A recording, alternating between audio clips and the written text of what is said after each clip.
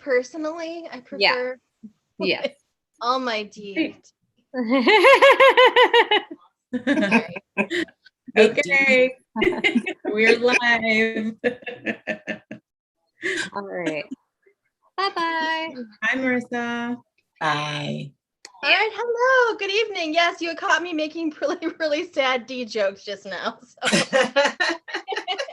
But hello and welcome to our September episode of the Boozy Book Broads. And we are so excited first to welcome tonight's guest, Reese Ryan, who is here looking fabulous. Thank you. A treat for you. Before we get to that, we need to raise our glass to wish our third broad, Angelina M. Lopez, a happy birthday. Yes. Happy birthday, girl. She's off having herself a good time. So she's not here tonight. So she's doing that. She's making space for herself to enjoy herself, and she's on edit. So happy birthday to Angelina. But in her place tonight, we have a very special guest, someone who I've had the pleasure of meeting always when a good time is happening. And when I had to think, like, who do I need to bring in to be a boozy broad? I know, Eliza Mann. Hello. Hey, thank you guys so much for inviting me. I really appreciate it. Of course, we are excited to have you. And fun fact, Eliza is actually represented by the same agent as Angelina. So it's like a little family. And Reese, you and I are repped by Paul. I know. I was going to say, I was waiting to bring that up because I just found that out. I didn't even realize it until I was like going through your website and doing all this stuff. I'm like, oh my goodness, she's repped by Pamela. I know. We're agent sisters. I'm like, what? I did not know that. Yeah, so Reese and I share our agent Pamela Hardy from the Night Agency. And it's funny because Pamela just sent me a check-in like last week. You know, she'll just, because like, it's just like, she's very direct. So it's just like, how's it going? And I was like, and hey, she's very proactive. So she will buzz you. So. Yeah, she'll check in with you often. So but I love that. It is good that she checks in. But yeah, she doesn't beat around the bush. She's hilarious. Yes, so. Which I like. Me too. So welcome this evening to the Boozy Book Broads. If you haven't been here before, this is just we do libations and we do some literary talk. It's very serious, so you know, keep things on the no. We're here to have fun, and I have not even touched the hard stuff, which the that's exactly what I was using. Make it work together. But I've not been drinking because I'm on deadline, so this is like my first alcoholic drink all week. So that's why I'm feeling good. And we're gonna get started here. Make sure you drop some notes in the chat about what you're drinking. We're going to talk about our featured cocktail. We're going to talk about our special guest books. And make sure that you wish our Boozy Book Broad Angelina happy birthday on Twitter, on social media, somewhere like that. Price for her. All right. And another reason why you want to talk in the chat a lot is you can win $10. So make sure $10 to spend at Love Sweet Arrow. So make sure that you comment, because every comment basically is an entry, because at the end of the night, our room mom this evening, Danielle, will pick a winner. Yes, I'm excited. And there are already 20 people in the chat. I'm excited. Woohoo! Yes, good. I know. It's love it. When I realized it was the third Friday in September already, I was like, wait, what? I know. This year is just flying by. It's a little scary, actually. Like, I'm glad it's not just me. All right. So also, special thing to note, the merch of the month, where you get a exclusive discount for watching the Boozy Book Broads. We are going to discount. There is a box, the Moonlight Ridge trilogy box. We get all 3 books in the Moonlight Ridge series, an exclusive candle by Nobly Yours, and some other sweet stuff in a cute little box. And if you use the discount code that we're going to drop in the chat, which is BBB September SEPT, S-E-P-T discount, you'll get 10% off. So don't forget to do that, especially because the third book in this series is from yours truly, Reese, who's here with us tonight. So lots of fun and a cute little. I am so bad about those book boxes. Like I love them. I like about all those different subscription boxes. Like I have a problem. Yes, there's so many different kinds too. So it's fun getting stuff. Hey, that is a good note. So if you have a book box that you like a lot, drop that in the chat so we can hear about it. That'd be kind of cool to know too. Okay, so moving on. What are we drinking? What has got my? I'm a ginger, so what has got my? I told you when I don't have alcohol for even a week, just one drink, I'm like, this is all right. Vodka, lemonade, and some maraschino cherries. It is my summer drink that I created this year in the pandemic, and I've been drinking it ever since. Let's see here. We'll talk about our featured drink, and then we'll see what else our other guests are drinking tonight. So our featured drink, Reese, tell us about it. The featured drink is the Boulevardier, which is Travis's signature drink. I love giving the characters a signature drink. He's so cute. Travis's signature drink, he is a chef, celebrity chef. And so that's his drink. And so I also usually give my characters drinks that have bourbon in them, because they always drink King's Finest bourbon, no matter what other series they're from. It goes back to the Bourbon Brothers series, so it connects to that.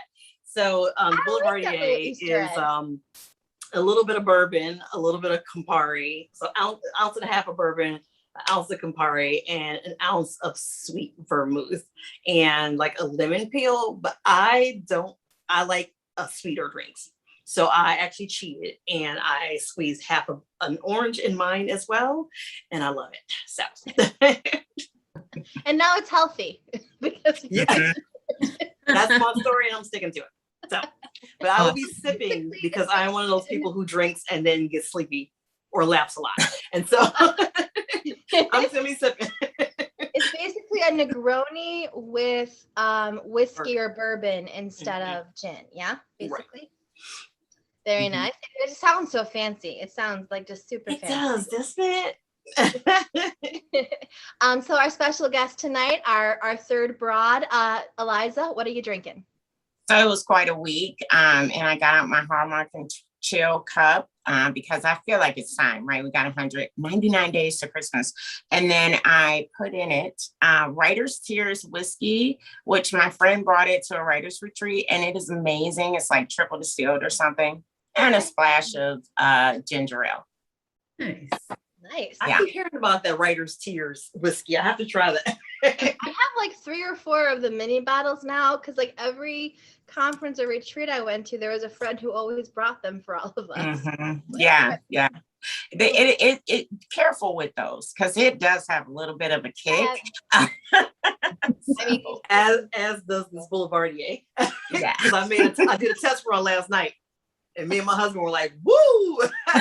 Oh, did you do a sample night last night? I do a run through last night.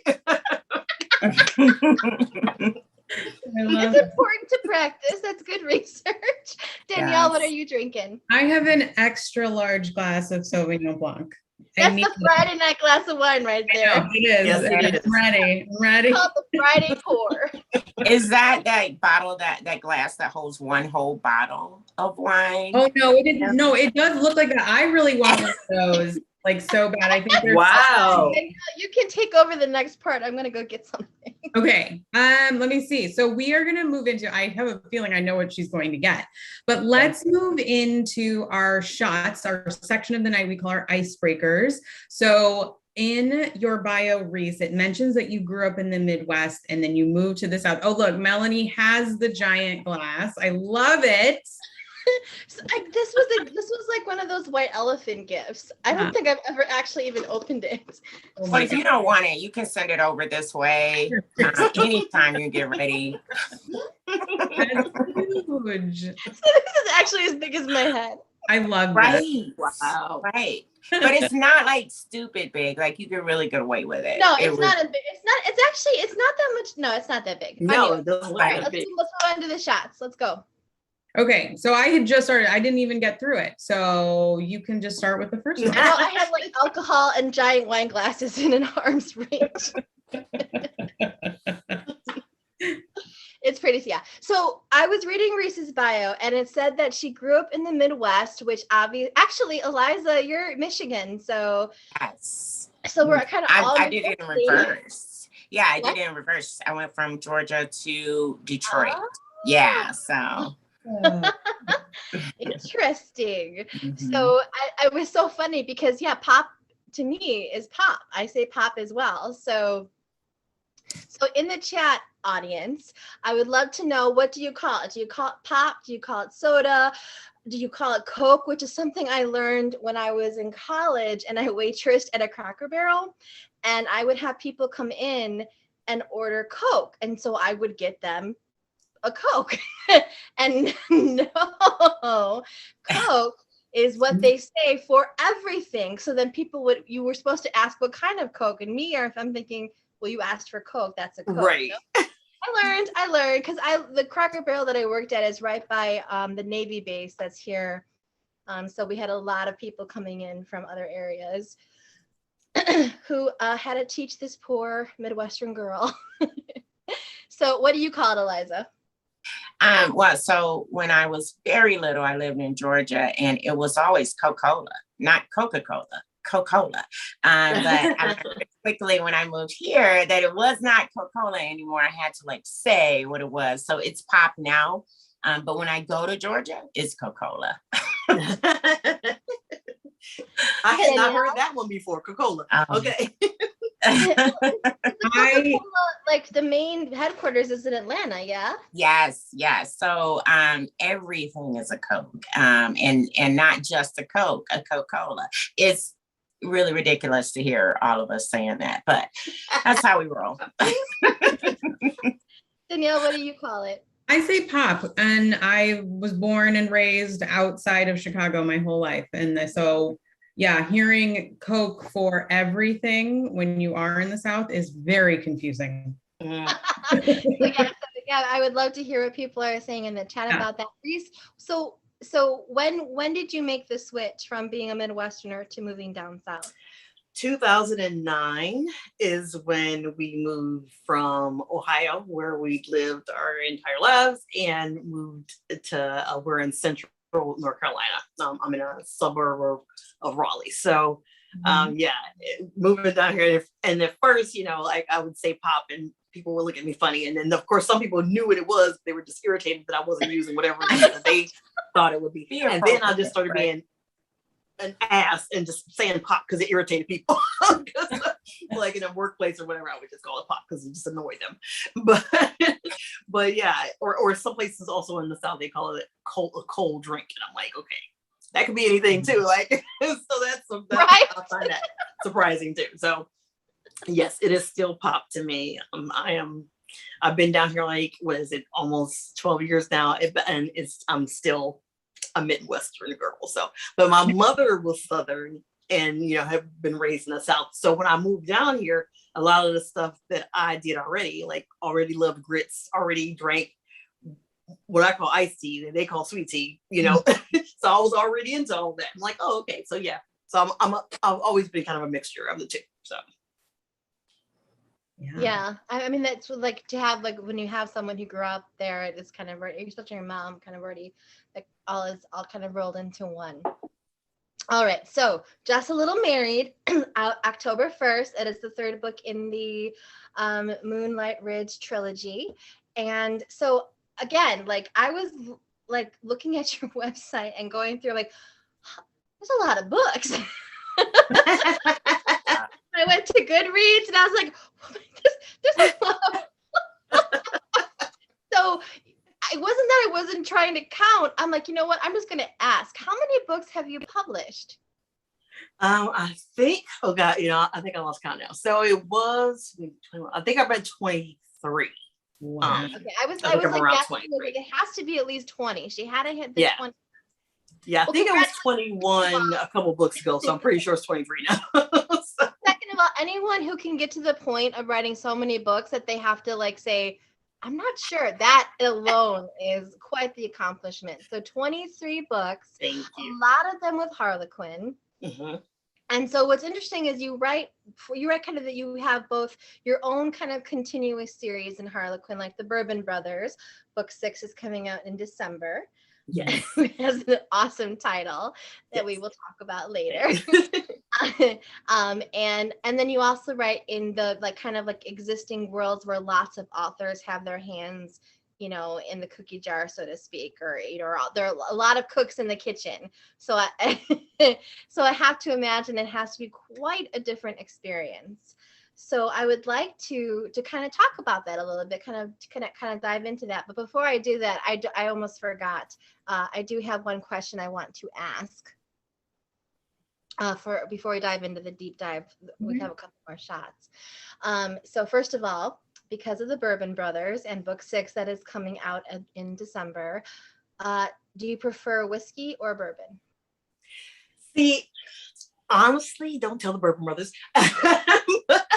Actually, more like a whiskey person. And honestly, I'm not a hard drink person at all. I'm more of the kind of frou-frou kind of, you know, fancy drink or whatever, just or something sweet or whatever, fruity. So I usually have stuff like that. But most of the time, it looks like I'm more whiskey than bourbon. So. More whiskey. Okay. All right. Eliza, are you more whiskey or bourbon or C? None of the above. Actually, I adore whiskey. We have a few whiskey distilleries here, and probably about 4 years ago, maybe 5, I switched from like being a heavy wine drinker to whiskey. And bourbon is a little bit like, I don't know, it's a little strong. It is a little smoother, strong. you know, whiskey is just a little smoother for me. So I'm whiskey. Danielle, do you have a preference?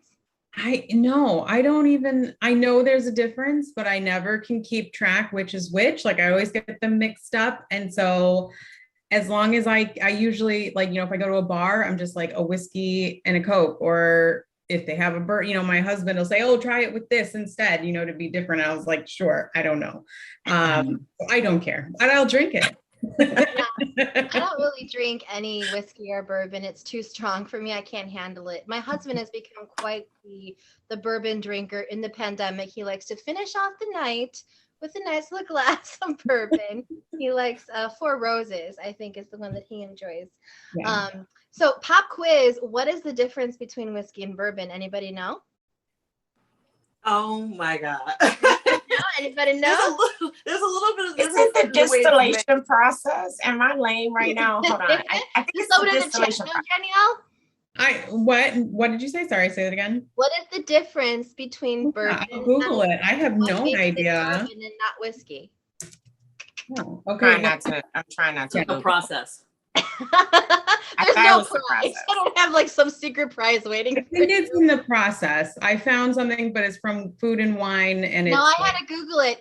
So I Googled it myself earlier before I asked this to make sure that I remembered it correctly. Thank you. So bourbon has to be at least 51% corn mash. It has to be from corn versus rye, which is whiskey. So that is the difference, ladies and gentlemen. Remember that on the next trivia night you're at, and thank me.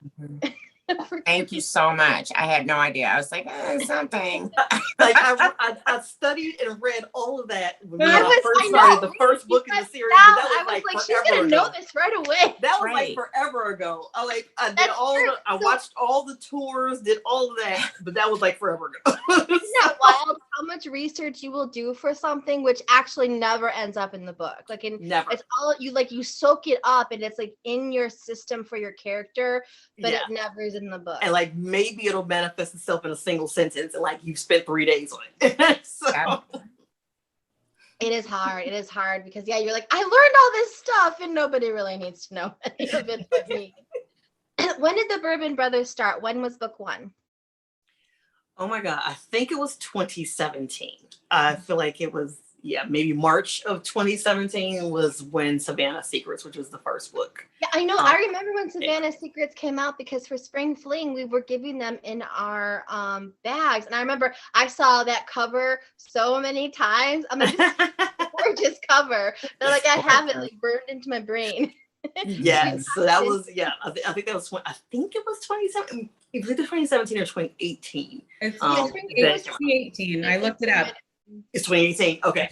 So 2017 is when all my Kamani books came out. And then 2018 was when I started with my Desire books then. Okay.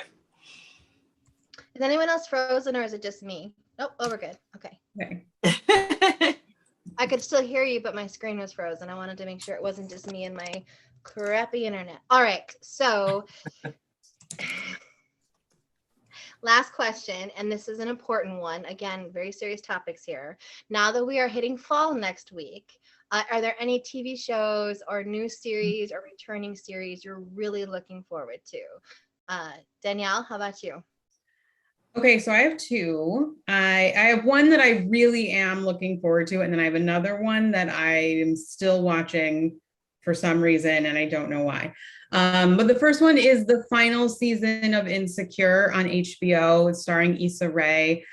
It's been such a great series for me to watch as a young Black woman watching another Black woman. I've followed Issa Rae for years online, and I watched, she had this web series a long time ago that came out. So I'm really excited. The final series is, it starts, I believe, in October. So or the final season. So I'm really excited for that. And then for whatever reason, I still watch Grey's Anatomy. I don't know why. It's terrible. But I still watch it. It is I was on bed rest when I was pregnant 7 years ago, but it is the show that got me through my bed rest. I watched it from start to end at that point, 3 times. I don't know. And I started watching it when I was in college, and it's still on.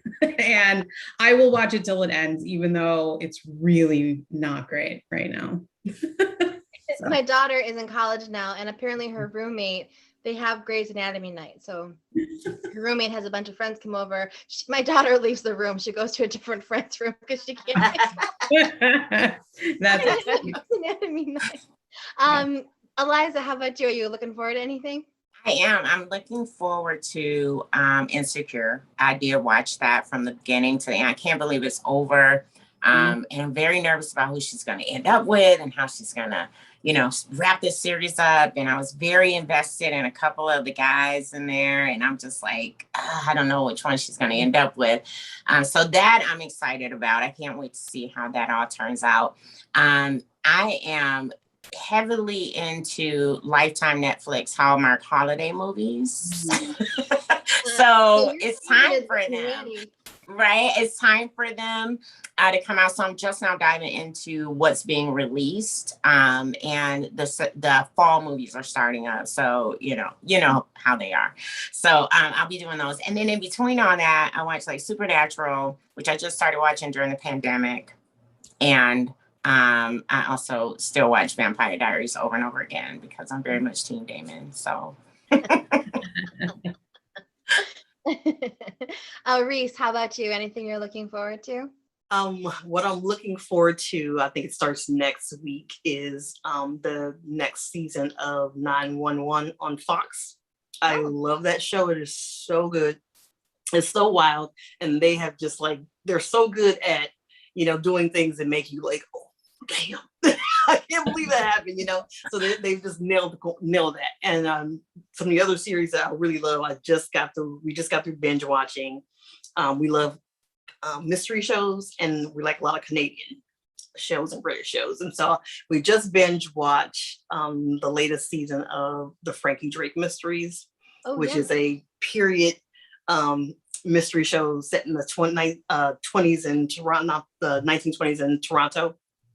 And it's a woman-led cast. It's 4 women who are detectives, or one's officer, one's coroner. It's amazing. I love it. And I just started watching Run the World. I'm caught up on that. That's on Stars. And I have not seen Insecure, so I'm kind of waiting to binge watch all of that at the same time. You'll love it. You can just have it all at once. Yeah. Yeah, I love Run the World because it's basically it's like a black Sex in the City, and I love Sex in the City, so I love Run the World. And I think doesn't Issa Rae is the showrunner or a writer, I think, for Run the World, right? I wouldn't be surprised. I could absolutely see that. But she is. So I love it. I love it. Yeah.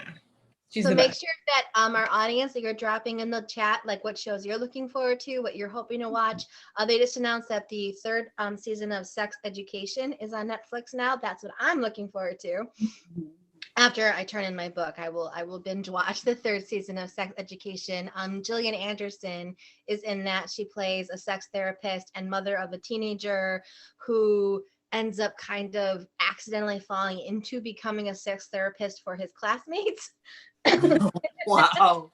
It is actually a really well done show. Excellently. A lot of topics that they handle with deft and care. I think it's a really great show. So that's coming out. And I've been watching Lucifer, and it's like, it's one of those things where you're like, you're just gonna keep watching it because like Yeah.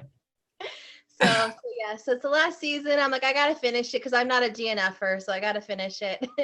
And I do love him. I do love Lucifer, and also Maze, the girl that plays Maze, is amazing. She's amazing. I love her. So I will see it through to the end, even though there are certain things about it, Chloe, that I don't like that much. I never liked Chloe. I never liked Chloe.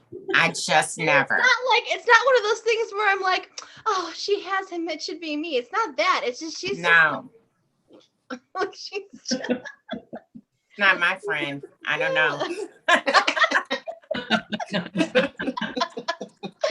All right. So remember, as we get into the discussion, if you do have questions, if things pop up from what Reese and I are talking about, pop them into the chat, and Danielle will keep track and we'll ask them at the end. So we were talking about, before I remembered that we had shots to take care of, before we got to the full bottle, we were talking about the fact that you write Harlequin series, both your own, continuous series, and these other series where lots of authors are combined, like Moonlight Ridge. There's 3 books in this series, and you are book 3.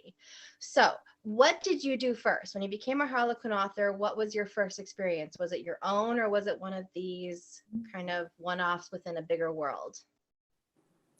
I was gonna say my own because my Bourbon Brothers book came out first, but actually my first kind of experience that happened, I think before that, was there was the Dynasties series. It was kind of like 12 little novelettes with all different authors. So I participated in that first at Desire. But before that, I was writing for Kamani, and most of my books at Kamani were also my individual series of Pleasure Code. But I did also do a continuity there as well on the Millionaire Moguls, this a similar kind of thing. But the thing that's been interesting with the kind of continuities, like Texas Cattlemen's Club is the one most people would be familiar with. It's been running for like 20 years. And they usually have like 4 to 6 books in a series. It's different authors or whatever. But typically with those, Harlequin creates the Bible, the story Bible. And they're like, okay, they'll decide, they'll invite people to participate in it. And so, like maybe these 4 or 5 things have to happen in your story. And then you have freedom to do all kinds of things outside of those things, as long as you don't, give somebody a baby nobody knows about in the middle of the series, it's gonna mess up everybody else. So unless you don't Has that ever happened? Has anybody went totally off the rails and everybody? Well, and that's what the editors are for, to help make sure that doesn't happen. And we also communicate a lot in like private Facebook groups and things like that. And I'm always the oddball that asks crazy questions like, hey, does your person have a chauffeur? What's her name? And what's her signature lipstick color? And, would she wear these shoes? So, I'm like, I have to like get really, really into it. And I like give people backstories that are like minor characters because I just need to know. And again, I might not ever show up on the page, but I need to know. A favor. So yeah, I mean, it does often help other people. And they're like, yeah, hey, that works for us too. So, but what was so cool about Moonlight Ridge is it wasn't a continuity where they came up with the story and gave it to us. Joss Wood was the one that said, hey, I would really like to do this, and invited me and Karen to come up with a project with her. And she kind of, threw the idea out to the head of the line, and she was like, sure, let me see what you guys come up with. And so we worked together to come up with something. And Joss doesn't remember, but she actually did initially have this idea of them being foster brothers and some other little pieces that we ended up, keeping and then building off of. So we actually were able to come up with everything ourselves, which was so cool. And so I love that experience. And so I'm like looking forward to doing it again with them, as well as I'm working on a project with another author where we're doing something similar. Yeah, so I'm going to ask you about what you're working on next before the end of the night. So was this one of those situations where it was like a conference where you all were hanging out at the bar? And yes, well, Joss and I were roommates. And I've only been to one RWA conference, and that was the one I went to in New York. And Joss was my roommate, and so she asked me. And then Karen and I both live local here in the Raleigh area, so it was super fun for us to work on that together and be able to come up with it and do whatever we wanted. That is really cool. And what she's talking about right now, by the way, is the box set you can get with the discount. So you should do that. I love that you all came up with this idea on your own and then presented it like, hey, we're going to do this. And they're like, yeah. So whenever I hear about the Harlequin Bible, like I'm picturing like this giant binder. So obviously it's probably more digital now. So so is it, how detailed does it get? Is it towns, characters? You said they give you like 3 or 4 plot points you have to hit, and beyond that it's your own. Yeah, well, so when they give you the Bible, I want to say maybe it's anywhere from 20 to 40 pages or something. And so like it'll cover basically the first part will cover like an overview of the general story, that because there's usually always an story that kind of arches over the about 4 or 6 books, whether it's a mystery or a murder or whatever might be happening. It's usually going over the course of the books, and then each story also is a standalone. And so they'll have that, but then they'll have a breakdown of the different characters and who they are and their history, and they'll have description of places and stuff that are common to the story. So, and a lot of them, because Texas Cattlemen's Club has been going on forever. Yes, I am not like a big Harlequin reader. I just started reading them recently because the Desire covers have been knocking it out of the park. So I've been reading more of them. But I looked up I was like, how many of these books? Yeah, it's like it's 20 years it's been going on. So yeah. So there's and then most of them take place in the same place, which is rural Texas. And so so they'll have information about the different towns, the different places and towns and the history, who owns it, those kinds of things like that. So, and then they'll say, okay, for instance, I was trying to look for, I thought I had the book that my last one that was a Texas Cattlemen's book, but it's the Secret Air Seduction. And so like I knew, okay, basic things, about, okay, he's gonna, be there for the reading of the will, and he's gonna find out this thing, and maybe these 4 or 5 things have to happen over the course of the story. And then from there, I can just kind of run with it. And one of the things I really love to do is incorporate the characters from before and after my book. So I, will try to really get to know the other person's character. So if I need somebody else to be like a confidant or a friend or a lawyer, I want to try to incorporate people from that cast. So in that particular book, his sister, who had the book, her book was previous to mine, Jules Bennett wrote it. I really incorporated her a lot in that story. That's really cool. So do you feel like, do you have a preference, or do you kind of like flipping between the two, between your own worlds? I like flipping between. I mean, don't get me wrong. Of course, I love writing my own stuff. I am the queen of my domain, so I love that. But it is fun. Number one, it's fun, doing those different projects and stuff. But also, especially with the Texas Cattlemen's Club, it is a great way to be introduced to a lot of new readers, because there are a lot of people who are longtime readers of that series that met me because I did a Texas Cattlemen's Club book. Right. So yeah, it kind of like there's this world that was like this fan base that already existed, that you kind of get to be like, you get to join the family, and they're already there, and they kind of bring you in. So that's absolutely really cool too. I mean, I think that there's probably some. It could be a little scary, That is true too. And it was in the beginning, but now I really, really, really love it. Yeah, well, that is amazing. So yeah, so the next book that's coming in December is the Bad Boy Experiment, correct? And that is Yes. part of your Bourbon Brothers series, which is all you. You're a baby. Yes, and it's the final plan book in that series. So it's book number 6, and yeah. So it was kind of bittersweet, right? That the culmination of the series, but they won't go away, completely. We'll see them again. We might see them again. Do you have, as of right now, if you had to say which of these books you've written for Harlequin, do you have a favorite?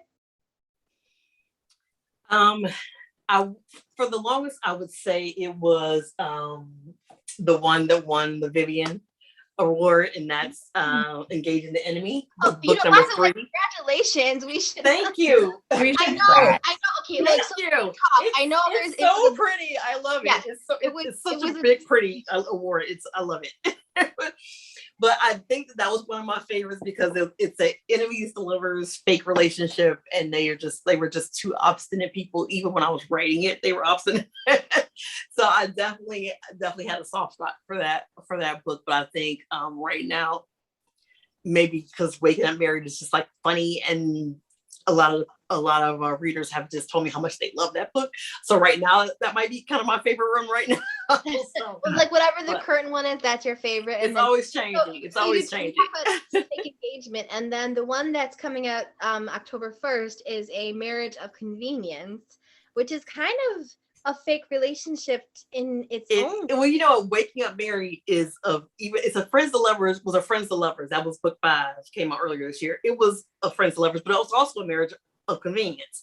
And so Just a Little Married is a marriage of convenience. And I'm just so surprised. Like I always tend to do these things in bunches. Like last year was my second chance romance year. Like, I had 3 books come out. They were all second chance romances.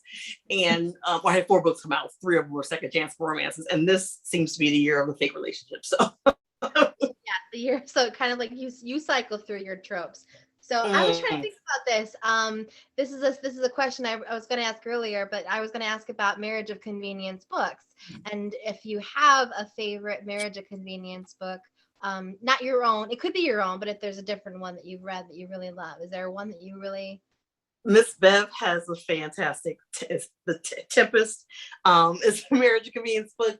But one of my favorite Marriage of Convenience stories, period, is A Walk in the Clouds, the movie. Oh, yeah. That was my introduction to Keanu Reeves. Yes. Yeah, I think that was my introduction to him like many, many moons ago. And I loved that. Yeah, I have not actually watched that movie, but for some reason I have like the entire synopsis memorized and I could not tell you why. Like, I don't know why it's in my brain, but it is. So I didn't watch it one day. Yeah, so because like she's pregnant and like to protect her from her family's like judgment or whatever. Right. That's right. And they actually have a winery, I believe. Yeah, a vineyard. So, yeah. Yeah. Okay. So, Eliza, how about you? Do you have a favorite Marriage of Convenience book? Oh my gosh. I love them all. Tempest was one for sure. But I think if I had to go to it, but just because I love Ryan Reynolds, it would be, is it The Proposal? A Proposal with Sandra Bullock. I adore that movie. I know it's campy, but I was just like in it. I resisted watching it for so long, but it was so funny. It was so funny, and I think that's one of my favorites. I know it's not a novel. Shame on me, but like a green card situation, right? Where she's gonna go it's like she was Canadian, and like the uber mean boss, and like he doesn't have a choice. She was like the worst boss ever, but Betty White was like the grandma. I mean, it was a lot to love about that movie. Yeah. It was bananas, and I shouldn't love it so much, but I do. I think that just saw it recently too again. A lot of rom-coms. It's like, why I should not love this, but I do. I should not. I mean, there were some bad things but I still love it. I know what you're talking about. Yeah. Danielle, how about you? So I looked into some books. I was like kind of drawing a blank because I wanted to do like a contemporary one, which I think are harder to do. Yes, but luckily about that today. Yes, but luckily Harlequin Desire has like mastered the formula, and one, I was like going through my Goodreads. I was like, what have I read? But I came across past Boozy book broadcast JC Lee, her first book last year, Temporary Wife Temptation, was really good. It took that, and it's about like this guy who's gonna, inherit he's gonna take over his family's business, but the matriarch of the family is like, no, you got to get married. So she's like, I'm gonna pick someone for you, and then he's like, how about I find someone who like I actually know and can tolerate. And he finds this woman who they kind of just like hit it off. It's not even like sexy how they first meet or anything. Like they're just kind of like, you know what, you're not annoying. Let's be fake married for a year. And it's really great. Yeah. Yeah. I love that book. It was good. Of contemporary arranged, like marriage of convenience. Like they're like, if that is your catnip, like they will deliver for you. That's where you're gonna find it. So if you're please drop in the chat if you have a favorite marriage of convenience book or movie. Share it and let us know so we can all get in on it too. So we're gonna move on because this is actually the part that I really wanted to talk about is grown folks romance. And every time I see that hashtag, I think in my head, grown ass folks romance. Yeah. It's implied. Grown ass. I love it. I love it. Now I want to start using that all the time. Grown ass people out here falling in love. So there's like it is a thing. They call it seasoned romance, which I think of like I'm still like I don't know the term. It's like yes. In my mind, I think of it as 40 plus, but I think you age it down a little bit because I saw you were talking about it like on Twitter, like tell me about your seasoned romances. And I think in general, like 35 and up is the accepted like kind of cusp, so to speak. Of when your grape is starting to shrivel. I don't know. I know, right? Isn't that wild? Okay, whatever. 35. I know. It's just whatever. So grown folks romance. Are these books? I'm actually writing a seasoned romance myself right now. I'm writing she's a 40-something divorcee who is going to kind of shed her inhibitions and have some fun. So, but are these stories, are they marriage in trouble, or is it starting over again? Like, I think there's lots of room, lots of things to get into, but what have you found yourself mostly kind of gravitating toward in that world? Usually in that, I mean, for me, it's not necessarily, they're hardly ever like married or anything. So they might be divorcees or whatever. Like, this one, Something About You that I did. This is probably these are the two oldest protagonists I've written so far. She's 45 and he's 50, and they're actually grandparents to be. That's how they meet. They meet. They're like, oh, they kind of hit it off, and like he's kind of macking on her, and then their kids walk in, and they realize that their kids are dating. Number one, and number two, she's pregnant, and number three, they're about to get married.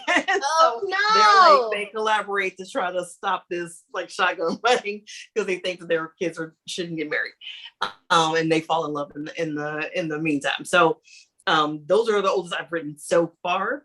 But just in general, for because in the romance world, so many of the protagonists are like 20 somethings, and so I've just kind of made a choice that like I want to write, at least 30s and up, and for the most part. So almost every protagonist I've been writing late is 30s or higher. So like this book it's coming out now, Just a Little Married. I think he's 33 and she's 32 or something. And the Bad Boy Experiment, I think that they're both 34. So it's just around there. But if I could do it up, I'm doing it higher. And as a matter of fact, I'm writing a new series, and the first book is going to be an age gap where she's older, he's younger, and she's going to be 30. She's going to be 39. So I just definitely like doing this older characters. I mean, I just relate to them, and I do feel like we don't see enough of them. Like, right. I think it's the whole idea of saying, okay, you're older when you're 30 is ridiculous, or even 40, So, but yes, I love writing about these older characters, whether it's second chance romance. I do a lot of second chance, romance or whatever, period. But I think that fits especially in that. Yeah, there's a lot of room for that kind of thing. Like, however your lives kind of diverged, and at this point they're back together. And yeah, so I think that, there's different challenges, writing like people who have, because so often when you're writing like the 20-something stories, it's like just trying to get your stuff figured out to begin with, like who you want to be, what your career is going to be. But if you're picking up later on in life, most of those things have been smoothed out in some ways. Like you kind of have a better sense of who you are, a better sense of what you want. Career-wise, things you might still be like achieving things, but like it's not quite as precarious. So what would you say are the bigger bigger challenges of writing in the space of 35 and up? Well, actually, one of the things I like to do is, because I remember somebody, it was a tweet or something, saying basically that, they can't understand or get into like books about older people because they're like, by the time you're supposed to have your stuff together. And I was like, honey, if you only knew. I am 50 freaking one, and you don't always have it together. And then sometimes you just find out you're not whoever you had to be all those years or whatever, maybe that's not who you really want to be. Or, maybe your life has changed in some way. And so I love writing about people who may be older, but for whatever reason, maybe they're like, okay, they're finding themselves again in some way or another. So there's like a so I love playing with stuff like that. It's not about and I think any of those tropes that you can use for younger people, you can use for older people. D.L. White has one called The Never List, and it's about a much older woman who's is a virgin. So, any of the tropes that you can use with a younger woman, you can use with older people as well. And I think you're raising the stakes when we're talking about a 40-something-year-old virgin versus a 20-something-year-old virgin. I think stakes have now been raised as far as all of that has been bundled up and what that is. And like you said, like there's not a lot of it out there, but I think the audience is there. I think it's growing. And Karen Booth, I think she's going to be on your show, or she was on your show. She has the awesome book with the silver-haired ladies. Yes. Gray hair don't care. That's the name. Gray hair don't care. Love it. Mm-hmm. And kind of like more embracing this. And plus we have J-Lo who's 50 and look, and like, so I think this concept of like, because I remember there was this video that Tina Fey and a couple other actresses put. I think Julia Louis-Dreyfus was in it, but it was your last affable year. And kind of like what happens where you go from something happens in Hollywood and in like kind of like the public's image, where you go from being someone who can be looked at in a sexual manner to now you're the mom. Like Sally Field, when she played Tom Hanks's mom in Forrest Gump, I don't think she was like that much older than him.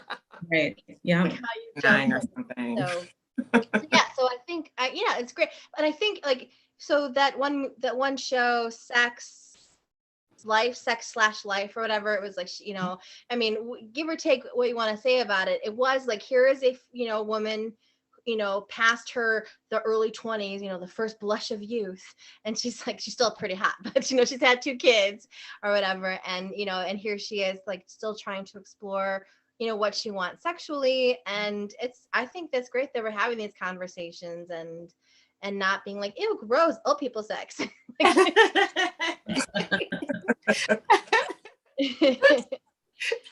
if anyone does have a seasoned romance recommendation, please drop it in the chat. We would love to hear about it. And make sure that you are following Reese and the hashtag grown folks romance. You gonna add ass in it, Reese? Yeah. Are you gonna add ass in it? Grown ass. Are you gonna do it? I'm gonna add that one. Right. Is she ready to make a note? Starting today. I credit to Melanie. I did that way whenever I see the hashtag. And that's perfect, because I've been waiting for some person to come and say, well, 20-some-year-old people are grown too.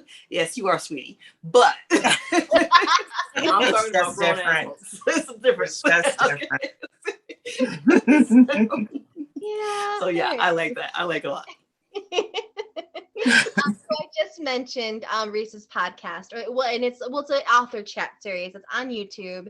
The story behind the story, and I mentioned that she had talked to Karen about season romance on there. So if you have not been following Reese on YouTube, go and find her. She has this incredible series of videos where she chats with authors and gives us the story behind the story.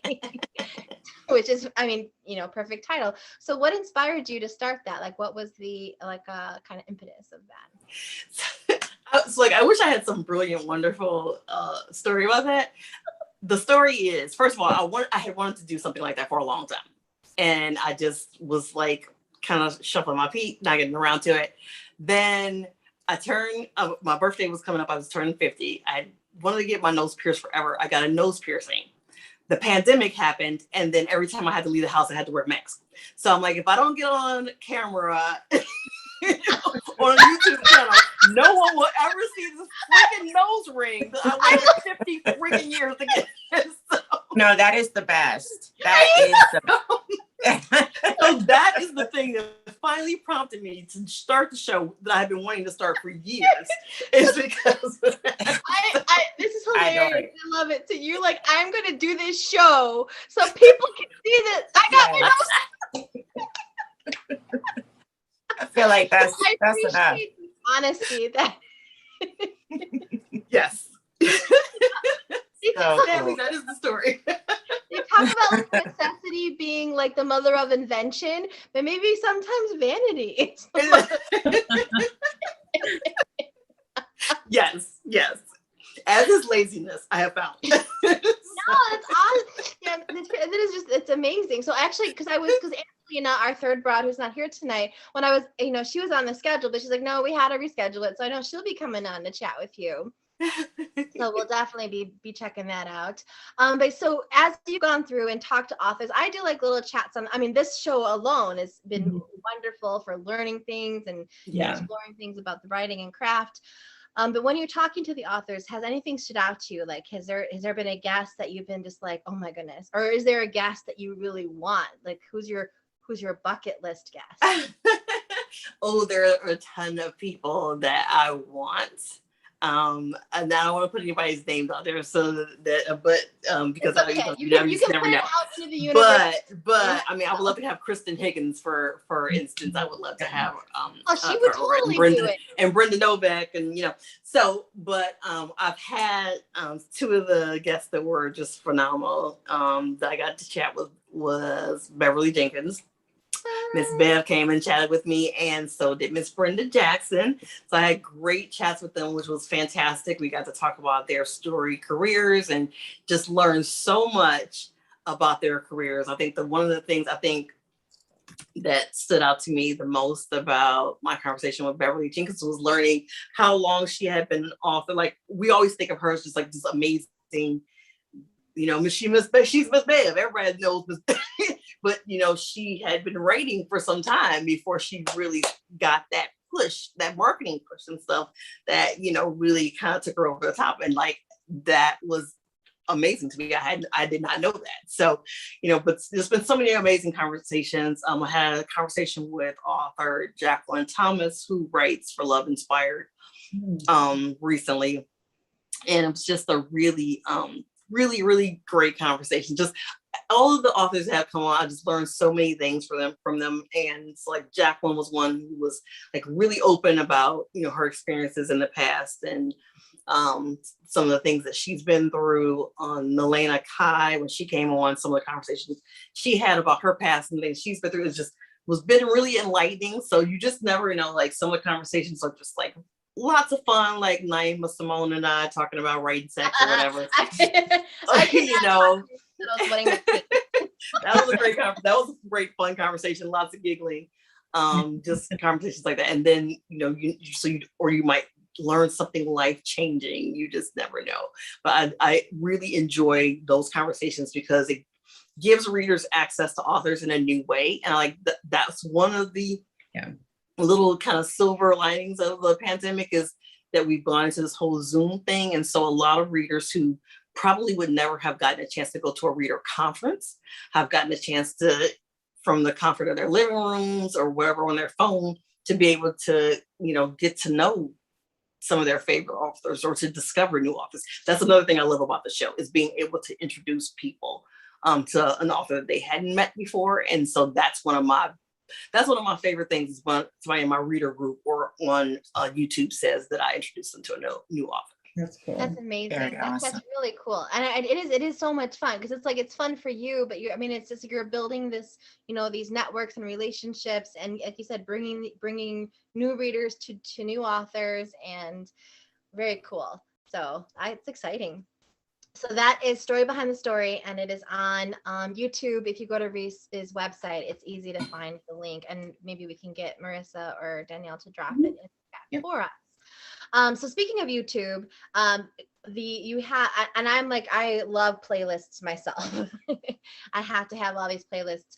So you have playlists for several of your books on the website. Actually, the Bad Boy Experiments playlist is up. Yes, it is. On YouTube. So I wanted to ask, is this something that you create prior to starting the book? Or is this something that is kind of organic, and as you're writing it, songs come to you and you add it to the playlist? So I don't usually have it set up before the book. It's usually as I start writing it.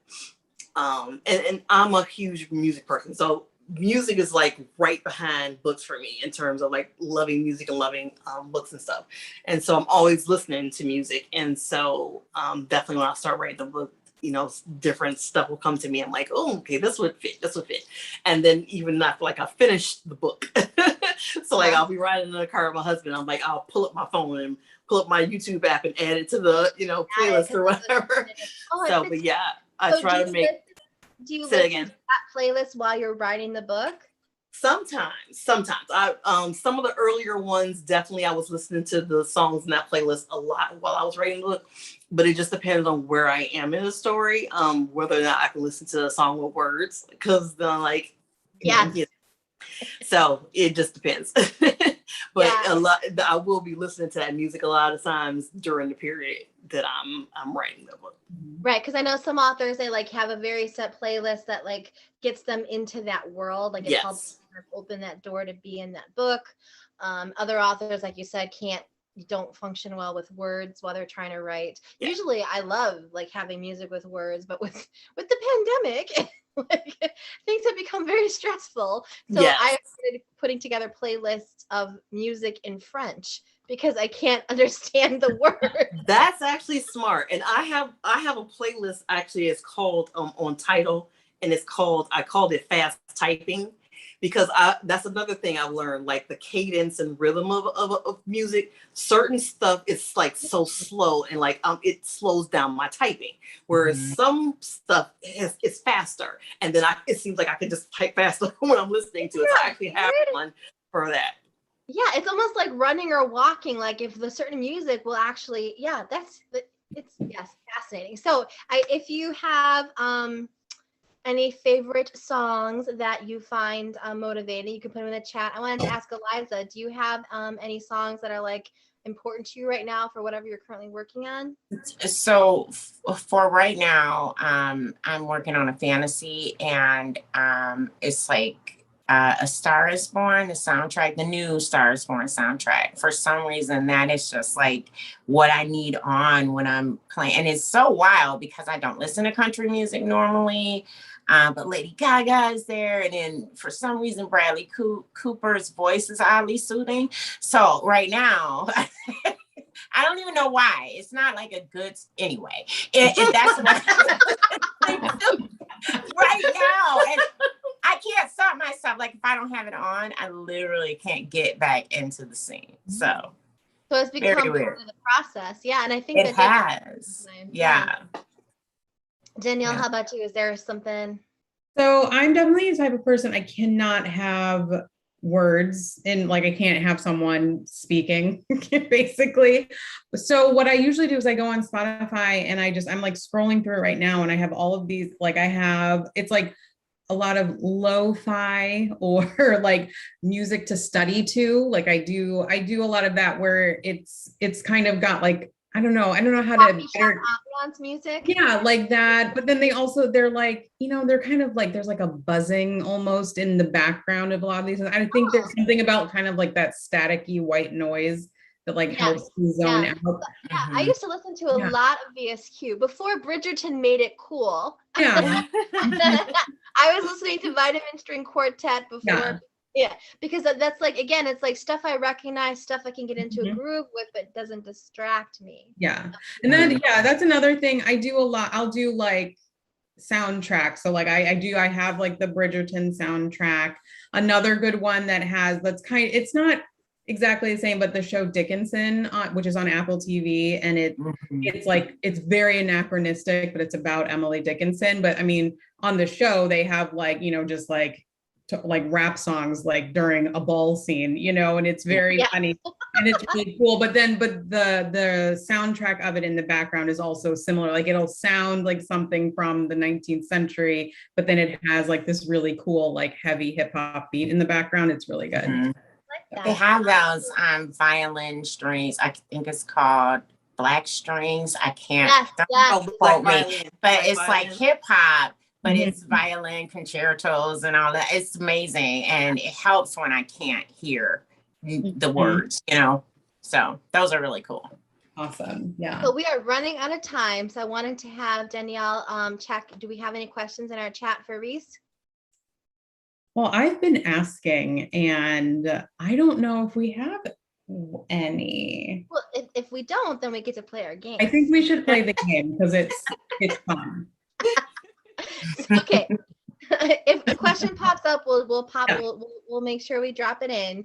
So the Texas Cattlemen Club series, there are like so many books. Like easily over 100. I think maybe 200, but that was like at Harlequin they count books twice because they count the different formats. Whatever the case, it's a lot of books. It is, and they go in like they're in mini series basically. So even though it's continuously, a bunch of different mini series like within so it's like worlds within worlds. And so actually LaQuette just announced that she is going to be doing when they're doing the next Texas Cattlemen's Club mini series is Texas Cattlemen's Club Married or Wedding. Is it the wedding? I think it's the wedding or the wedding book, one of the Weddings, right? And she said she was really excited because whatever book she's going to be writing is based off of your book from some other Texas Cattlemen's Club. His Until Midnight. His Until Midnight. Yes, this is currently part of the Texas Cattlemen's Club Bachelor Auction series. Yes, which was exactly. And that was, I think that might have been her introduction to me, or at least to my desire books. So which, again, so brings you to another reader to you who also became an author, which is extra cool. So what we're gonna do is we're gonna play because the book is not named yet. It's an unnamed book. So I got a baker's dozen of the most used words in the Texas Cattlemen's Club series. This will be interesting. And you're gonna have to come up with a title. So so you can, if you want to write these down, you can, or just it doesn't take a lot of brain power here. Lover, lovers, rancher, scandal, Texan, cowboy, night, wedding, baby, tempted, temptation, virgin, heir, tycoon, or seduce, seduction. So using that group of words, thank you, Danielle. You are so smart. Using that group of words, come up with a new title in the Texas Cattlemen's Club series. I think we're going to spice things up tonight. And the winner of the $10 gift card is going to be whoever comes up with the title that Reese picks as the winner. Not us. We can come up with our own titles, but in the chat, if you come up with the title in the chat, Danielle will read it to us and we will pick one. I gotta put them in the chat though, so I have to go last. Let me format this right, okay? Oh, you put them in our chat, but not their Yeah, I chat. put them in ours, Roz. I misunderstood. Okay. Pop up in the chat, and I just Got assumed it. it. Got it. Got it. So, we're gonna all come up with our own title here. So, Eliza, Reese, can you see the words in the chat, in our chat?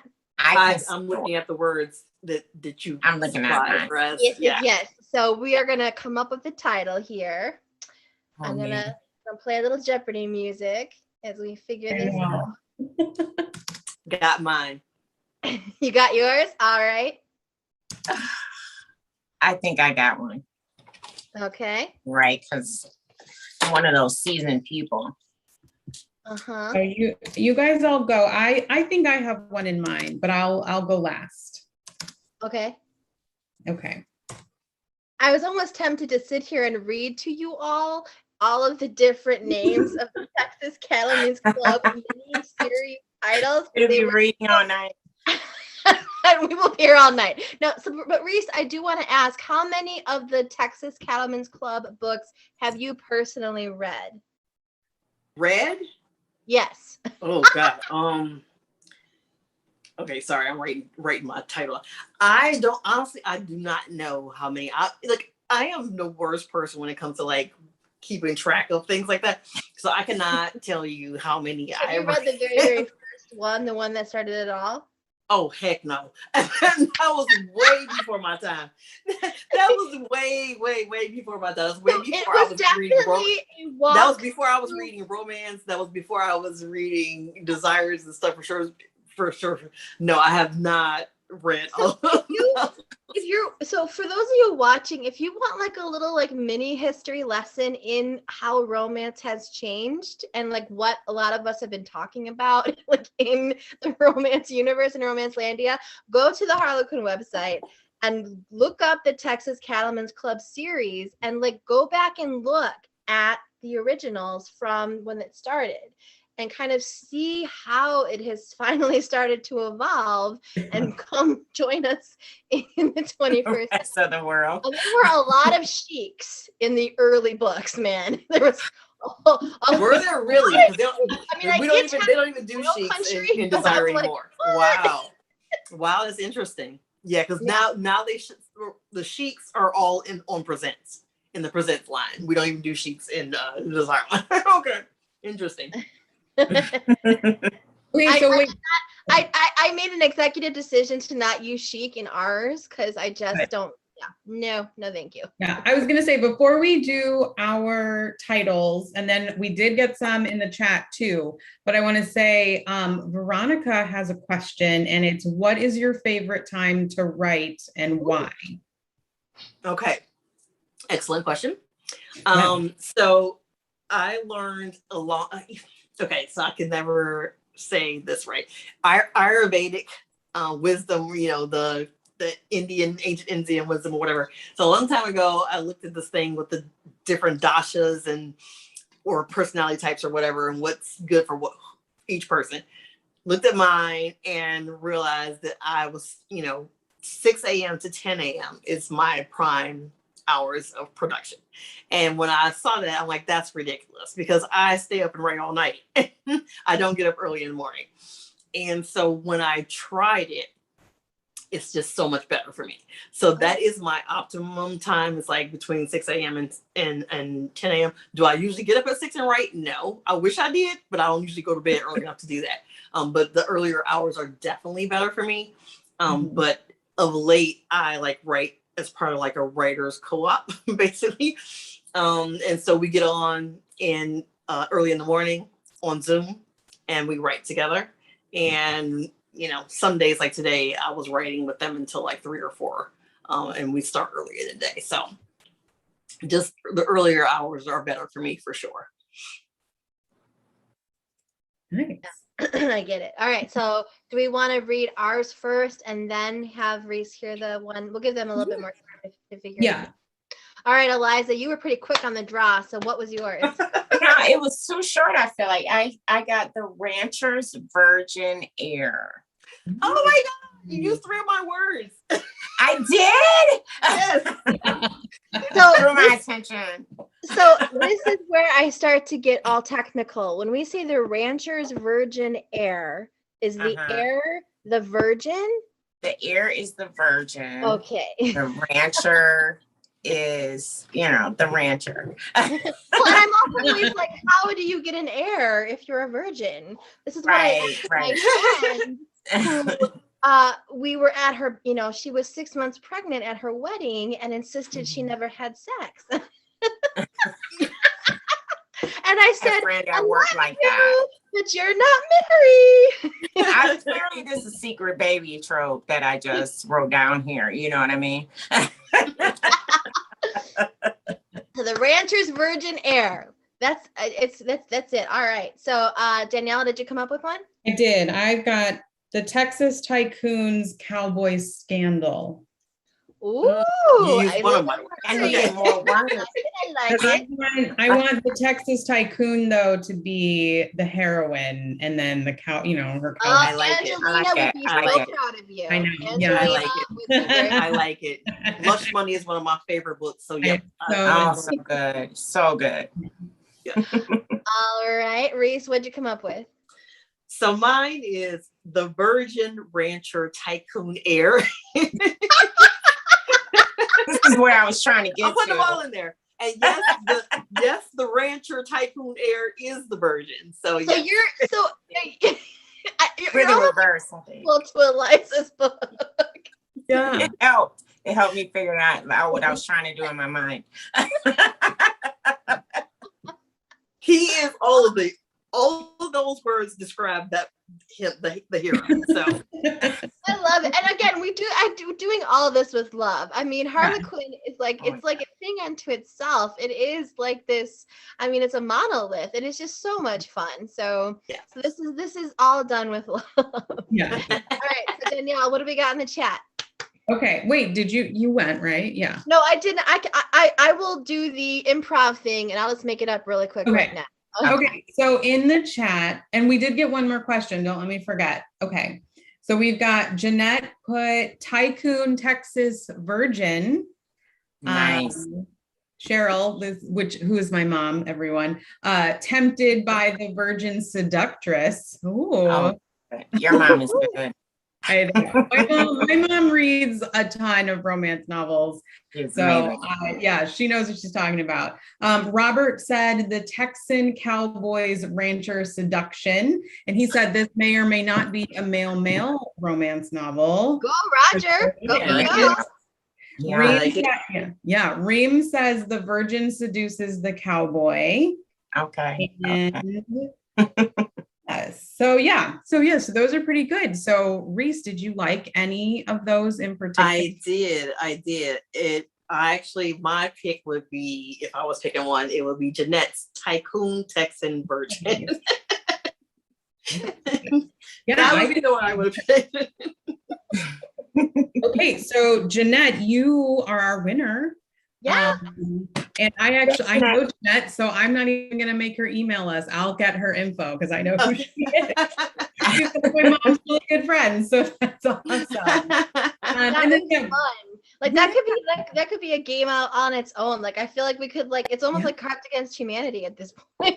Oh yeah. I like all right, this so idea. before we go, I do want to ask Reese, what are you working on now? We know that you've got a couple things coming out. We talked about the Bad Boy Experiment in December. What else is on the horizon? So I'm working I am working on right now revisions for book 2 in my Holly Grove Island series, which is my sexy small town for Grand Central Forever. So yeah, we didn't get a chance to talk about that. I know. I'm sorry. Like I had that. Like I wanted to get to your small towns. yeah. That's scheduled for release in July of 2022. So I'm working on revisions for that, as well as writing the first book in my new series that is going to be kind of a spinoff of the Bourbon Brothers, and it's called the Valentine Vineyards. So.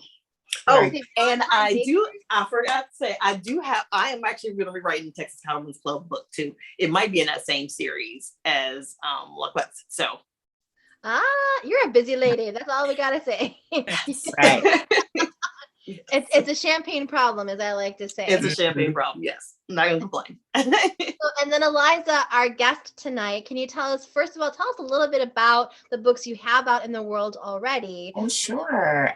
So I just released Irresistible Intern, which was part of the Cocky Hero Club world, which was fun. It was my pandemic book. It took me all year to write like 55,000 And words. it's a really hot cover. Right. Oh, he was good. My mom was all like, oh, there's nothing wrong with that young man. I'm like, oh, so that's fun. But I also have my vampire matchmaking agency book coming out October 12th. And I'm finishing up the second book, which will be out in December sometime.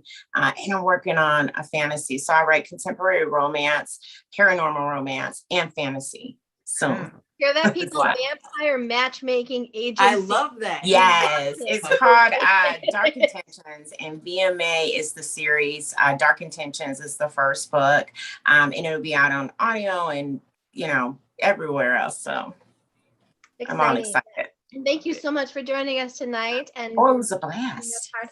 Broads. Danielle, you don't have. You can tell us, I mean, we know we're still waiting, the debut book that's coming. What can you tell us about right now?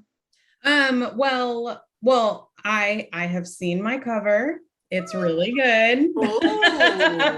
I don't know when I get to reveal it, but also my author website is finally up. I'm going to put this in the chat as well. You can sign up for my newsletter. Don't expect anything from me soon, anytime soon. But it's there. I've got it going. That's what matters.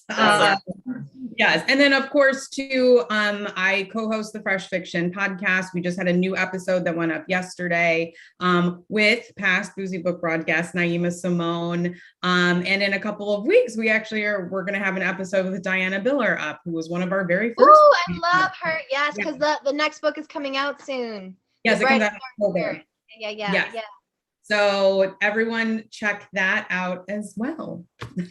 Awesome. Yeah. So I've got my charity anthology, the Tinsel and Tatas charity anthology, will drop October 5th. Pre-order is up now, 99 cents, and every single penny goes to support the Young Survivor Coalition. It is for people who have been diagnosed with breast cancer before the age of 40.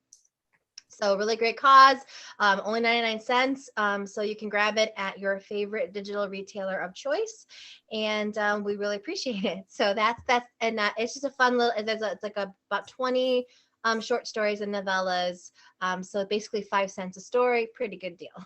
Yes. And then we've got, on Friday, October 1st, Love Sweet Arrow is hosting Sarah Smith and JC Lee. They'll be talking about Sarah's new book on location. And our October Boozy Book broadcast is Jen DeLuca. So we'll be talking about kilts. So I'm happy because her third book in her Ren Fair Nerds series is coming out with the hot PE teacher who wears a kilt during the Renaissance Fair. So I know a lot of people have been excited about that book. We'll be excited to talk about that book with Jen, and that is October 15th.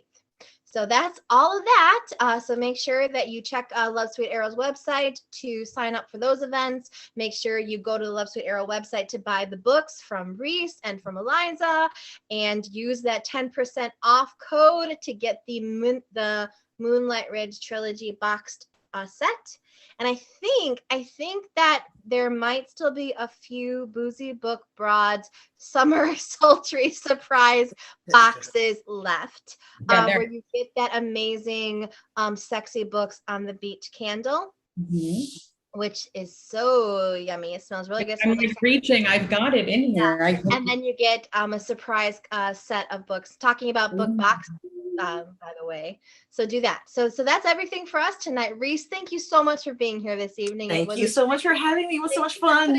My extra Boozy Book Broads moderating tonight. And we'll see you next month. So thanks everyone. Thanks everyone.